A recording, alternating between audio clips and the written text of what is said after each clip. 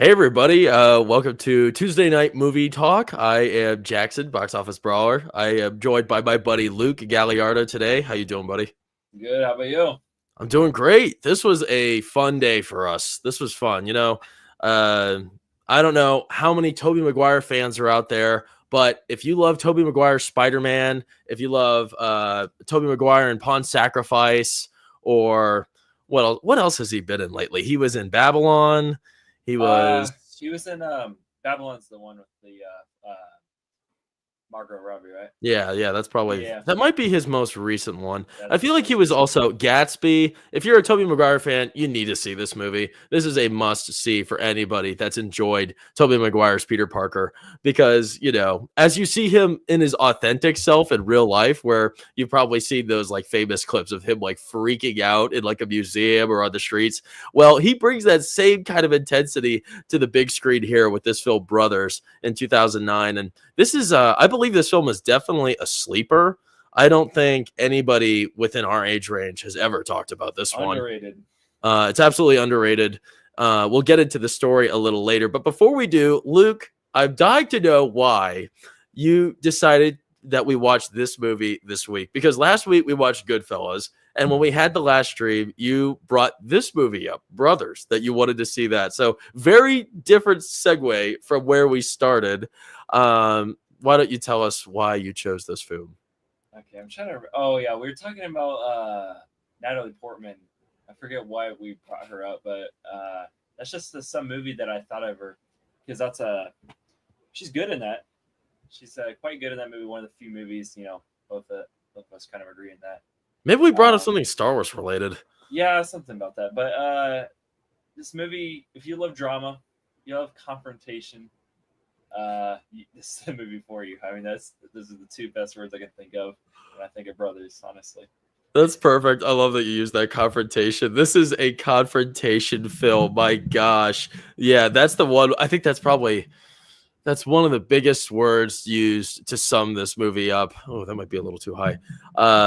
My gosh. I don't know if anybody in the chat has seen this film yet, Brothers. It's a must see. You really need to see this. It's Tobey Maguire. He plays Captain Cahill. So he's a military officer, or Marines. He's in the Marines. And, at first, he's a simple family man. He has a beautiful wife, Natalie Portman, who loves him very much. It's all a very happy arrangement. He has a father who's a veteran who fought in Vietnam. And he has two great daughters who love and care for him. And he also has a brother played by Jake Gyllenhaal, Tommy. He's sort of the misfit brother that the father doesn't really respect, always gets into trouble. He doesn't really offer anything to the world. So unfortunately, he doesn't garner very much respect or love from his father's side of the family. And well, unfortunately, during this time, the Afghanistan war has been looming, and Captain Cahill, Tobey Maguire, is now deployed to Afghanistan. So he leaves the family. He's gone for just a little while on his trip there and doing his service. And everything seems to go pretty normally until he's flying in a Black Hawk or a helicopter, and everything seems to go wrong just like that. The helicopter crashes, it goes down, and he's pretty much declared dead. By the time the news gets back to Natalie Portman, his wife, they are in complete disarray. They can't believe this is possible. But it wasn't like a confirmed death, It was sort of like he was like missing in action. But everybody assumed he was dead. Nobody was to be found. And, this movie jumps in, it shifts all the time.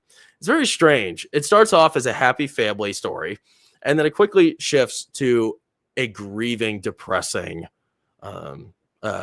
telltale of distress. Because for the next 30 minutes, I'd say, we are just grieving. We're in the grieving process. We see the entire family grieving, the brother, the wife, the daughters, the father, and they're just kind of trying to deal with this. And they're going through what is it? Is it like the 5 stages of grief? Is that what it is? Or 5 stages of depression? Something like that. Yeah. You just see that. You see that exhibited beautifully here. It makes total sense. Acceptance and all of those things. But this, in the very beginning, it's a little slow. It's not the most exciting. All of this builds up to something absolutely massive towards halfway through the film. So we're very excited to show a few clips from that and to break those down in particular. But we're going to talk a little bit about the very beginning here in the front segment. So stick with us right before we get to the most exciting elements towards the halfway mark through the film. But while during this like graceful time where well, actually it's not graceful, it's initially graceful, but during this time of mourning and at first a happy story, a bond begins to form between Tommy, Jake Gyllenhaal, and Tobey Maguire's, wife or ex-wife, however you want to consider it. He's not actually dead. He was captured. And they think he's dead though. And I don't know. Everything starts to get a little too comfortable for Tommy in the house. Tommy gets a little too comfortable with the family. The daughters quickly adjust to dad's absence. They quickly adjust to Tobey Maguire no longer being part of the picture. Tommy's the new dad. Jake Gyllenhaal's the fun uncle, the dad that really loves them, the dad that cares about them, the dad that knows how to have the absolute best time. So they quickly adjust to him filling in those shoes. And you know what? Natalie Portman starts to warm up to it a little bit too. She's initially kind of like, what are you doing here? But she warms up to him pretty quickly. And, not long from now, a mistake gets made, which we're going to talk about pretty soon. But before that, Luke, how did you feel about the first half of the film? Did you think it was kind of a slog to get through? Did you think it was like it played the part well? Do you think it built up what was to come by halfway through the film? Oh, you knew shit was gonna hit the fan as all that built up through the movie. Like, you can see it on both ends. You can understand why Tommy and Grace, get with each other. Like, he's dead. I mean, that's the way they're, accepting it and going through acceptance. But you can also see why, that's kind of incesty. I mean, that's his sister-in-law, in a way and everything. And Practifile, denial, bargaining, anger, depression, and acceptance. Okay, good. Thanks, Practifile. Yeah, but we mostly see the the acceptance. Really, I mean, Tommy, Jake Gyllenhaal, you see anger for 30 seconds when he first finds out, and that's also kind of denial. He thought it was fake, but then he kind of just went off on Grace. But all in all, yeah, it was pretty slow. But I've already seen the movie, so I knew what Tobey Maguire's character was going to make of it and everything. Mm-hmm.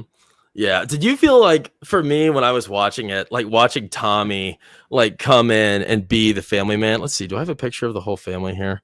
I have a picture so there's Natalie Portman and her daughter. This little girl here, Luke and me were recollecting how this little actress, she used to be in everything in the early 2000s. It's kind of weird. Now she's like older than us. It's such a weird world. That is but weird. Yeah, it's strange. She was in everything. So it was nice seeing her in this. I knew her on the Christmas special for Drake and Josh. That's the one big movie I've seen her in. Or big nice. That's I don't remember her. Was she in the show? Yeah, she was in like the just in the special? Yeah, the special. Okay, nice. Yeah. Well, I don't know. So Luke, tell me what you think about this. How uncomfortable were you just seeing Jake Gyllenhaal get cozy with the family? Because I love Jake Gyllenhaal as an actor, and he is awesome in this. He's a great character. All three of these actors, Tobey Maguire, Jake Gyllenhaal, and Natalie Portman, they're great in this. They have an amazing chemistry. In Toby's absence, it's a good thing he comes in and replaces Toby because they think he's dead. And, these girls are in an impressionable moment in their life where they need a father figure to, fill in those shoes. And I think he was a respectable father figure. He was nice. He was fun. He was loving. And he really cared about them. But at the same time, it was so disturbing watching them quickly shift from Toby to this, because as our friend Jackson mentioned, this was not a very long period of time. It was around like 4 months that you said 7 months? It says several months. Several months. Yeah. Jackson figured out the math. He said it was 4 months. 4 months that Toby was not in the picture. And they quickly shifted to Jake Gyllenhaal here as being the new dad figure. So how did you feel about that that portrayal? Yeah, it was kind of odd. They had candlelight in front of a fireplace, like we were saying, smoking dope. drinking wine. Oh yeah. In a We'll matter get to of that. We'll seconds. get to that. Sorry, yeah. In a matter so it was disturbing. I mean, he remodeled her whole kitchen for her. This guy was a simp, and it was kind of just disturbing to see this because I don't think he was simping. I don't know. he I remodeled her think whole kitchen. he was being nice. I don't think he was trying to be, I don't know, He was be trying to impress her. a home crasher or home wrecker. I thought he was just trying to make her feel better. I don't think his intentions initially were to like take Toby's girl. I didn't get that impression. That's interesting. You did. I did. Yeah. I mean, I thought that's what they were trying to get at. He's not like a scummy. I don't know. He really cared about Toby though. Yeah, I don't know. when he knew he was alive. Well, he dang, bro. Like, all due respect, when he found out he was dead, he went in for the kiss. So. Oh, well, it was not that soon afterwards, I don't think. I mean, Yeah. I don't know. It's kind of hard to tell how much time has passed during this time. So yeah, we'll cover that in just a second. Another important addition to the story we must address is, okay, so Toby's missing. He's obviously not dead because the most famous clips of this film are from when he comes back, which is where he's screaming right here. And we definitely need to talk about what happened to him while he was in Afghanistan. So yes, he was I don't know if I have a picture of him in his oh, whoops, my bad, not that one. We'll get to that later. My bad. I don't have a picture of him in his military outfit, so I guess we'll just have to stick with this. Oh, that's cool. But yeah, so he's when he crashes, he gets abducted by these I don't know what they are, Taliban or some terrorist group, and he's captured with this other, I think, a private. I think he's a private, just another soldier. Yeah. And they're thrown into a pit. They're down there for months on end. They're being starved, tortured, beaten. And you know what? Crazy. Something that was so cool about his character was his constitution. My gosh, Toby had so much constitution initially. He just reminded his friend there, give them nothing, say nothing. This is, you cannot, nothing. You don't know anything about what's going on here. You're not a family man. All you know is me. And all you know is that you are here right now in the present. And, he was able to hold that for so long. But, we get to, unfortunately, a point where, he's starved. I mean, these guys they're in this pit for months on end. They don't get any contact with anybody. They're in a foreign world. It's probably, blazing hot. Just so much hate and evil surrounding them. And, he's witnessed horrors before his eyes, watching his friend get tortured, and then he himself being tortured as well. And there's a point in time where he has to make a choice. And I think it's like Al-Qaeda. I get all of them mixed up, but one of the members of Al-Qaeda or the terrorist group, they have him right in front of the other soldier. The other soldier's on his knees, or he's like in a vulnerable position. And they tell Toby that, he has to off his friend or else he's going to die and he's never going to see his family ever again. So this is like, he just contemplates this, and you could just see how stricken he is with dread, he's pretty much emotionless too. He has been drained of all that he is. And something I respect about this movie is that Toby's character, his body goes through crazy transformations from the beginning to the end.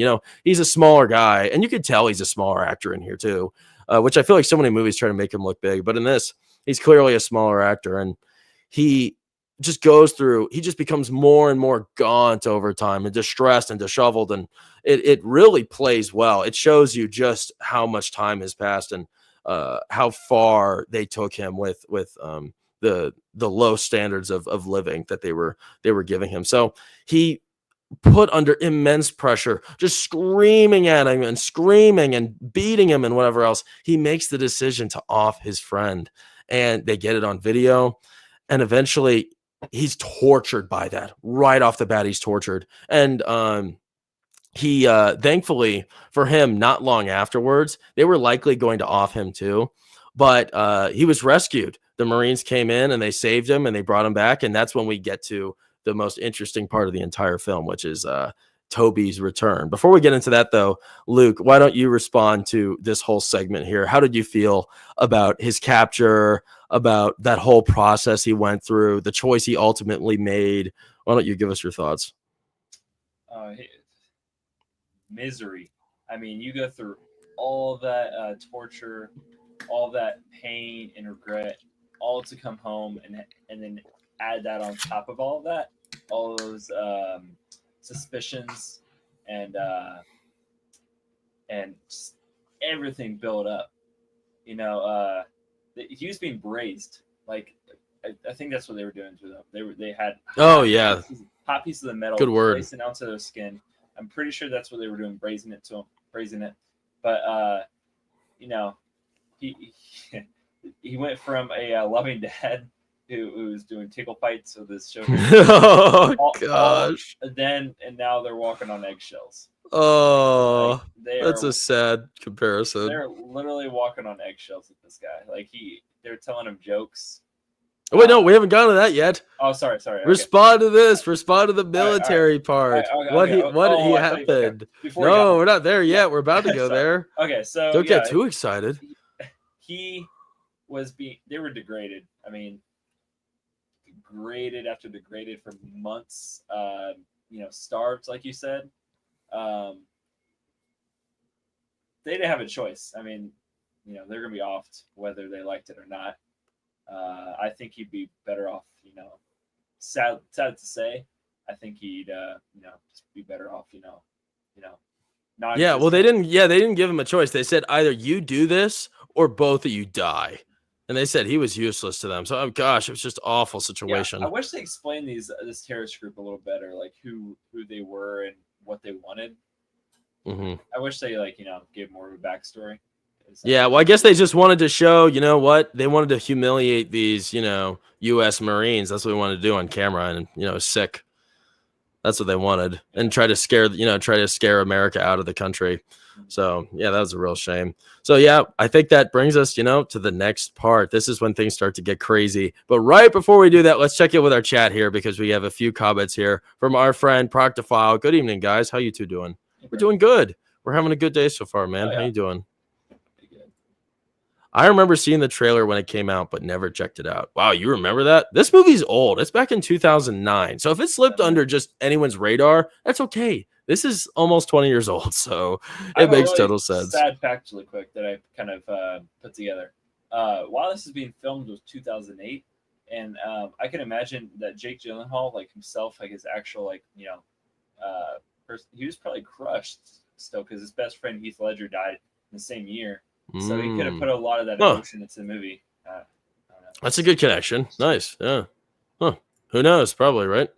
Everyone thought Jake and Tobey were basically the same person back then. What do you guys think? Nah. I never would have thought. I can't even see that. Do I have a picture of both of them? Let's see. I have a bad one. I guess this one.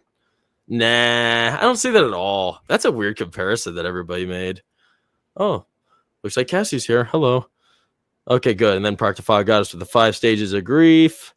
And then, let's see, Proctophile says, oh, wow, I didn't know how bad he went through it in the movie. That really drives home how much he would have held on to the thought of his family and the pain of losing them after all that. Oh, yeah. Gosh. I know. It's about to get crazy here. You need to watch this, Proctophile. I gotta watch this one now. I love character-focused movies. It's really special. Cassie, Jackson, do you know a movie called... Oh, shut up. No way. You can't... No way. She must be baiting me here. That's one of my favorite movies of all time. Jackson, do you know a movie called Apocalypse Now? A patient recommended me that movie, and it's really old. That's funny. Yes, I love it. I've made 2 videos. 2 of my favorite videos I've ever made are on Apocalypse Now. If you're interested, check out my channel and watch those. I'd appreciate it. They were sleepers. Nobody cared, but that's okay. They were fun. Trying to get you to go on a rant about it. Get excited about it? Yeah. I'm curious to know if you've seen it, Cassie. It's awesome. You and Luke need to see that. I don't know if Luke's seen that. No. Gore King, you've never seen it. Well, this is nice. Normally, you're very well tuned to what we're watching. Look at that. Proctophile just ordered a copy. So this is something funny that the audience, everybody needs to know. This is a very strange situation with this film. If you live in America, you can't find this movie on any streaming platform, not even on Amazon. You can't rent Brothers on Amazon. Isn't that strange? You Not can't rent it YouTube. on Fandango. You can't Vudu, Amazon. It's on no streaming service. I had to get a Blu-ray. Oh, I wish I had it on me right now. I ordered a Blu-ray at Luke's request. So yes, good thinking, Proctophile. Order your copy if you're interested. This is a great film to add to your collection. So let's start talking about the next segment, which is Tobey's return. This is when everything starts to get a little crazy. And I think this picture just drives home what's about to happen. So yeah, it goes quickly from happy family to this. So Tobey, he comes home. It's a blessing, it's a blessing. He's home. Everyone thought he was a goner. Everyone was grief-stricken and in a terrible place.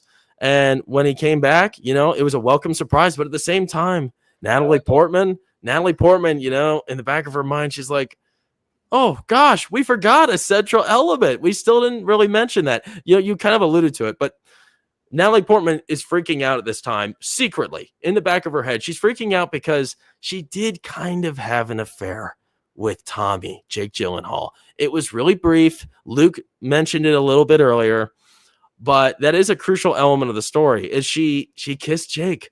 And they were at this point where they were both smoking a joint. Everything was really, it was sort of set up to do something wrong. Like you mentioned, Luke, you said that, you know what, they're both kind of grief-stricken. They're thinking about Tobey and they're talking. And there's candles lit by the fireplace. And, they're smoking a joint and they're happy. And then they look into each other's eyes and then they start kissing. And that's it. That's all we see.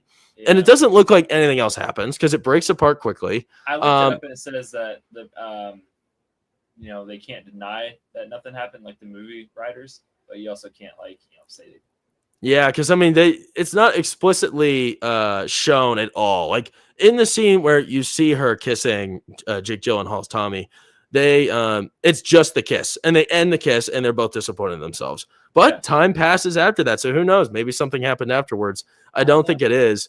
But upon Tobey's return, which is not far after that motion, she's worried about that. And Tobey's a very smart guy. He's a very smart character in this movie. And I'll get to that in just a second. But Tobey, he is not the same man that he was.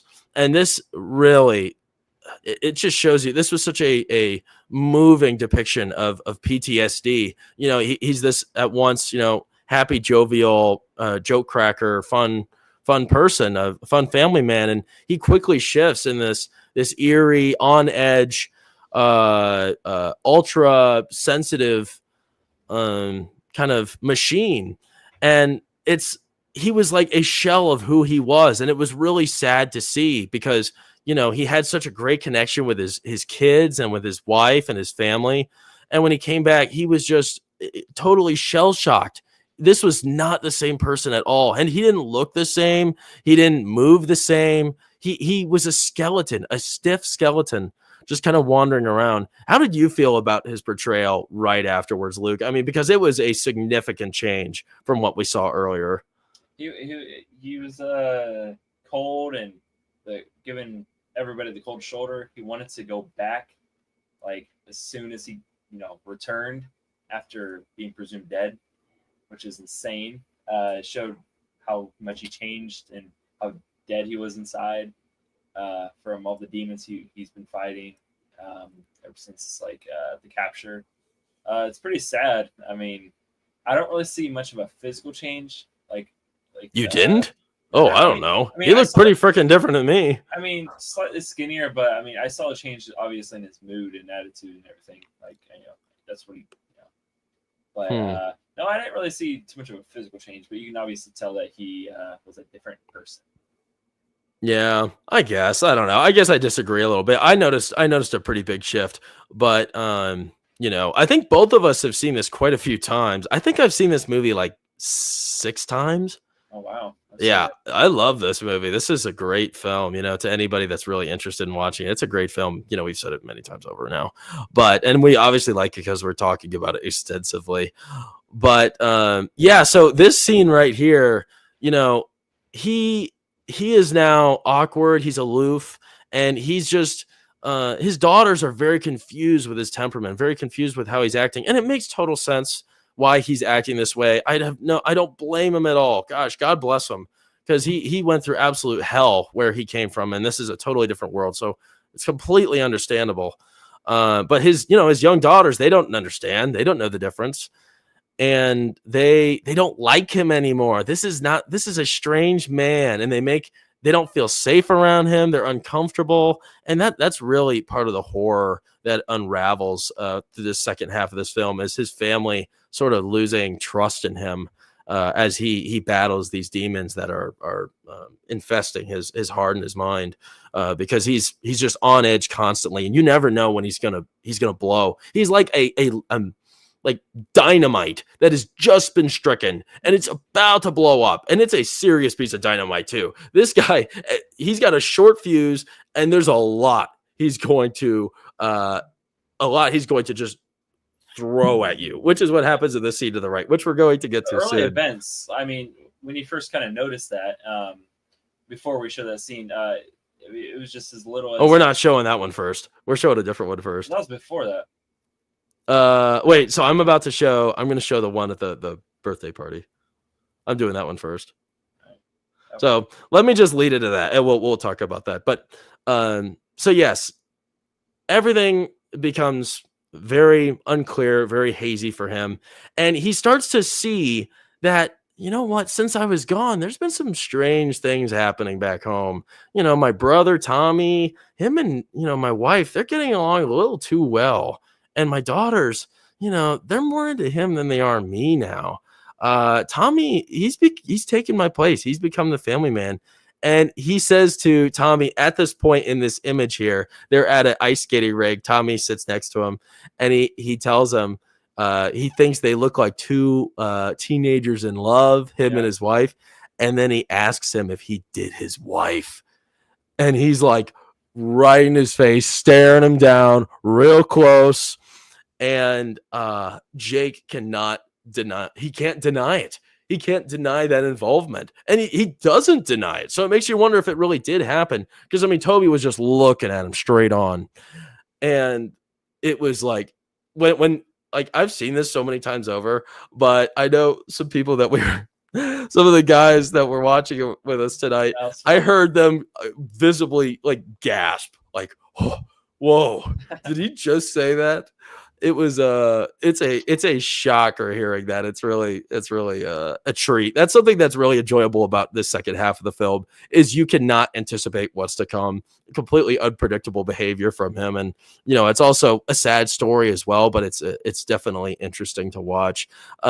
So he pretty much figures out immediately that there's some dirty dealings going on. Jake Gyllenhaal doesn't tell him directly at this point, but he then talks to his wife about it. And at first she's like, kind of hesitant to say anything, but she soon talks to him again. And she tells him that we just kissed. That's all it was, and she was very sincere about it. So he felt, I think at that point, he he took a step back and he absorbed it, and it is what it is.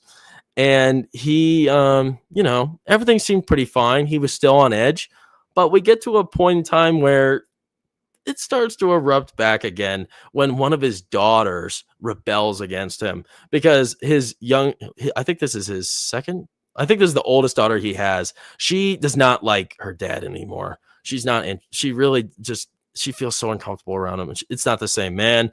And, she's a child, so she acts belligerently and such.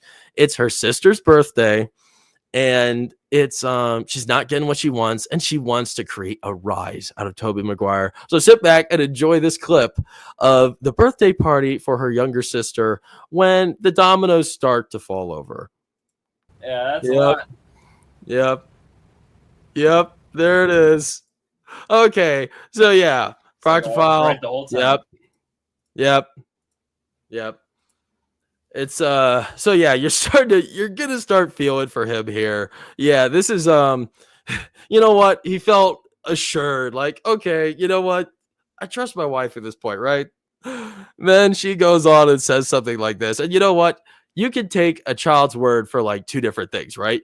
You can take it as, they're a child and they're very honest, and blunt, and they don't really know what they're saying in the sense that they don't understand the gravity of a truth they just revealed, or they also make stuff up and they're fantastical and they say stuff without thinking about what it really means. So you got to take it one way or the other. Luke, did you think that at this point she knew that they did do something, or was she making this up? What do you think? No, I mean, there's no way you can make this up. I mean, you can't just make. I mean, you're how old is she? What, like 7? You don't just know those terms. She had to have heard around and like picked up on things with her mom and Uncle Tommy. So that's the face of gosh, not relief, but like, oh, okay, now I know the truth. So it's not a good look that he's giving her there. Yeah, it's sad. It was like, gosh, he's such a nice guy too.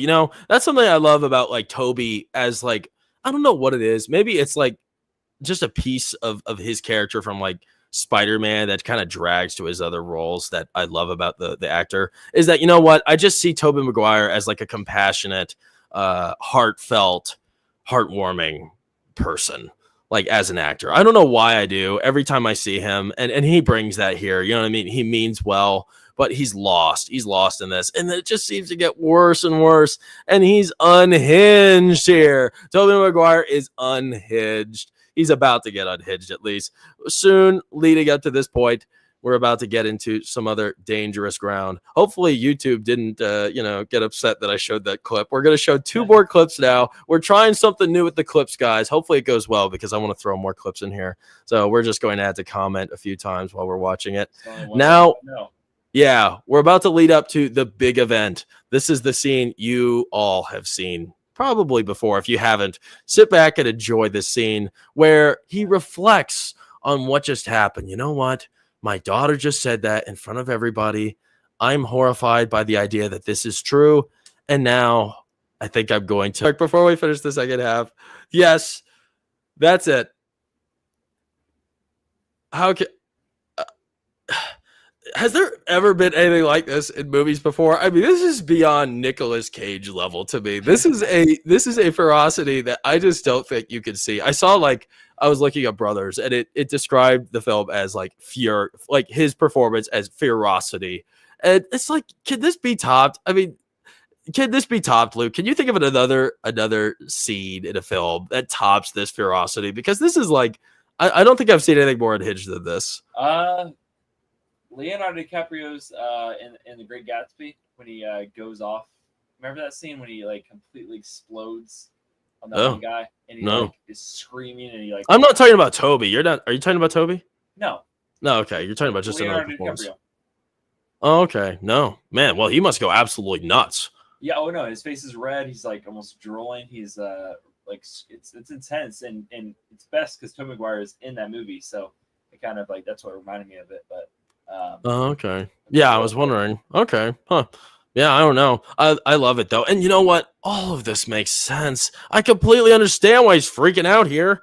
Duh. Gosh. Oh my gosh. So much inside, and it all came out at the same time. Yep. Here, let's finish the clip real quick, and then we'll talk. Yep. There you go. So it's like, when you watch something like this, it's almost like watching a train or a train wreck or like a car crash. It's just like, it's shocking. It's purely shocking seeing this freak out. And I feel like a lot of us have had like moments where we just, so much stress and right. So much, I guess, overthinking gets built up in ourselves and we freak out like this. I mean, not like this, but I mean, it makes you go crazy, and he's alone in this. He's alone and he feels alone because nobody here except his dad and maybe the other officer for the Marines that he talks with. None of them understand what he's been through. They don't know what he did, and he doesn't want to tell anybody either. And as you hear in this clip, he says, "You know what I did? Took I can get back to you. Blah blah blah." You won. And yeah, I'm trying not to cuss. I'm gonna try not to, but yeah. I mean, he's telling her, he's like, "Do you know what I did to get back here? I killed my friend. I disavowed my country for you, so I could get back to you and see you and be a father to your children. And you go on and you sleep with my brother." That's what he thinks she did. He just keeps hearing it. I mean, there's way too many signs pointing that that's what happened while he was gone. But I like to comment on Gore King.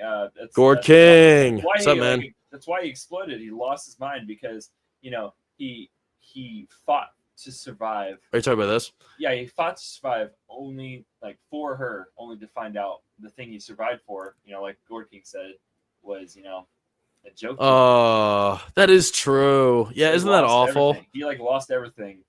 That's always one of the saddest stories when it comes to gosh, it just makes me absolutely sick. Is when you watch a war movie and so many of these guys, they're holding on to the wife and family back home, and then something happens where she doesn't want to be with him anymore. She's sick of waiting for him, and it splits up. And that was his big hope. That was his motivation to get home, to be back with his wife. And that's always one of the most devastating segments of a story that I just can't stand. So, and here we go. It's a similar kind of story here. And this film, that's what this film explores. It explores the aftermath of that exact concept, as well as just PTSD altogether, because, his experience and what he did, it haunts him here. And he also, there's a scene in the film where he confronts, not really confronts, but he talks to the wife, and he sees the baby of the man he killed, his family. He sees them and he talks to them, and he's like, it's like he just saw a ghost, and it's a very sad scene for him. And he just brings this gaunt performance here. We're going to go to the last scene here. Before we do, though, Luke, do you have any more comments before we get to the conclusion of the story when it comes to Brothers? I guess we're kind of spoiling things for people, so sorry. It's not. I think everybody. See, I feel like so many people are familiar with these clips, and unfortunately, that's those are the big moments in the movie. But we'll get to reasons why you need to watch it anyway, just to lead up to those points, because you really do. So what were you saying, Luke? It's just emotional, It's a very emotional film, like you said. It's sad, and when they do so much for somebody, only to find out they don't give what you get, or they don't give what you give. He loved his family so much. He fought for the country and fought to get back to home. And he just, he was kind of spat in the face, honestly. And it was almost like they were gaslighting him the whole time. They would not tell him no. He was the villain. He was the villain in the second half. Yeah, they would not give him no, I did not do that. They kind of just said, yeah, you're right. No, they didn't. Yeah. Well, I mean, she kind of did. Don't worry about it. It's all good. I love you. I like what Proctophile says here. It's a 16-year-old movie. Spoilers are fine. He's right about that. Yeah, I know. I just, what? With these streams, for people that haven't seen these movies, Luke and me, if we enjoy the movie, we want to try to convince you to give it a shot.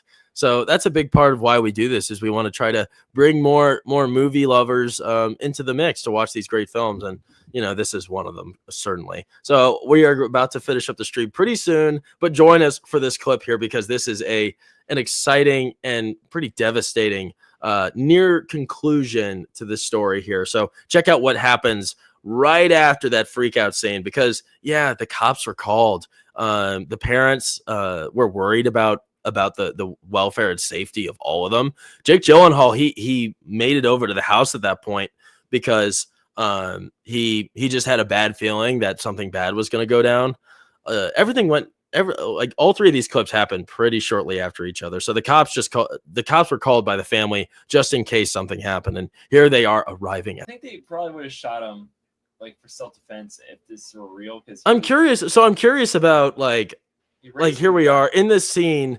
I respect that the cops, they have respect for him because, he's a Yeah. veteran and that he's been through, absolute hell. And he's in a very low place right now. I liked seeing that. I think that's like an aspect of this film that really struck me because I thought the same way. Like, it's surprising that they were okay with him, Right. waving a pistol around and stuff. So I'm curious to know how cops would handle this because I imagine they get calls like this pretty frequently from veterans, having episodes from their PTSD. So definitely curious to know what happens in real life applications to know if this is like kind of commonplace or not. Also, thanks Tristan for joining us earlier. I meant to mention you. Thanks for joining us, buddy. So let's finish this clip. Yeah, Practical. Yeah, he definitely has so much inside. Dang, it's so deep. Jeez, that hits. Dang, man. I like using the clips. The clips are good. I hope YouTube doesn't hate us for this. Well, you'll find out soon. Yeah, we're about to find out. Yeah. I hope it doesn't because we need to throw clips in here way more often. It just gives so much gravity and context because this is like, oh my gosh, the impact here. It's emotional. I remember watching this first time. It's a tearjerker. This movie's a tearjerker. And, we get to this point and seeing this character go to this depth, this such a low place where he almost kills his brother and, he puts his wife somewhat in harm. And, he has this freak out. He almost, offs himself, which is even worse. So Proctophile gets it, hits it right in the soul, man. Yeah. Oh, wait, here we go. You're definitely going longer, those clips, way longer than normally allows. Oh, great. All right. Well, thanks, Cord King. I guess thanks for the warning. Well, I guess I don't think anybody else is going to be enjoying this then. Damage is done. It's okay. It's okay. It's a little too late now. We're learning as we go sometimes. But, yeah, that brings us to the very end of the movie here. So, Luke, what do you recommend the film? You want to give some final thoughts about Brothers? Yeah, like you said, you've seen this 6 times. I've probably seen this close to that amount, years ago. And just to want to watch it again, so many years later, it shows how good of a film it is.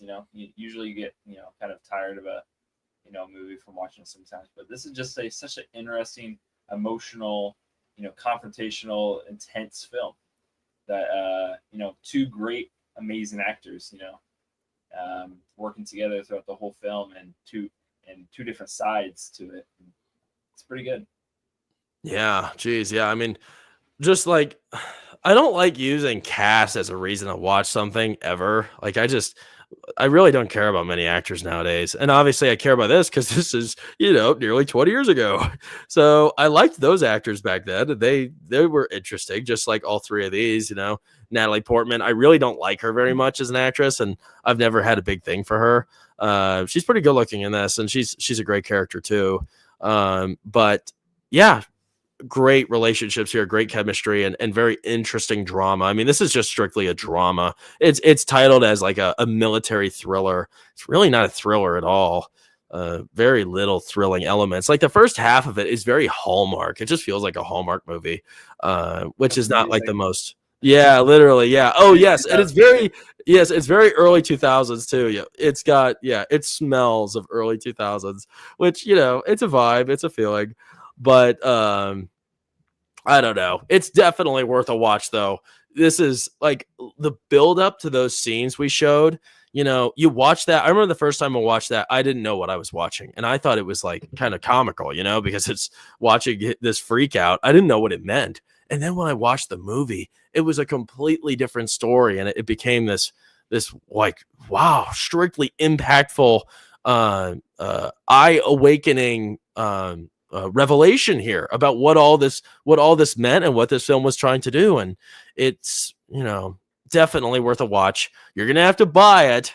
It's like $9 on Amazon on Blu-ray. It's not on streaming services. So you're going to have to, you're going to have to purchase this, but we both definitely recommend this. I don't think there's anything you have to skip in here either, even though it's rated R. It's really just rated R for the language. So if that's a concern, then not really much. It's a good way to just to understand, PTSD and to at least I hope it's an accurate representation. Thankfully, I haven't had to, endure that myself.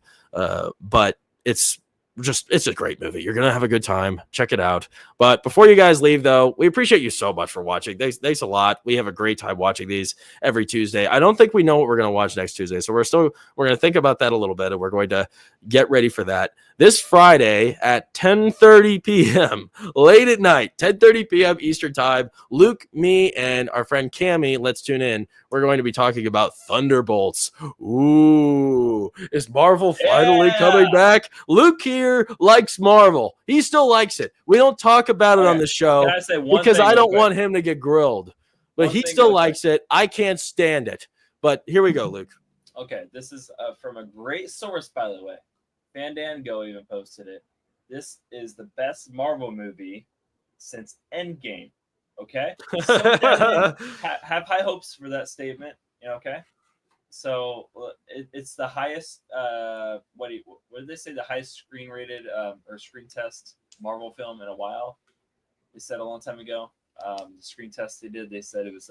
I remember hearing that too. Yeah, they said that was one of the best Marvel films in a while.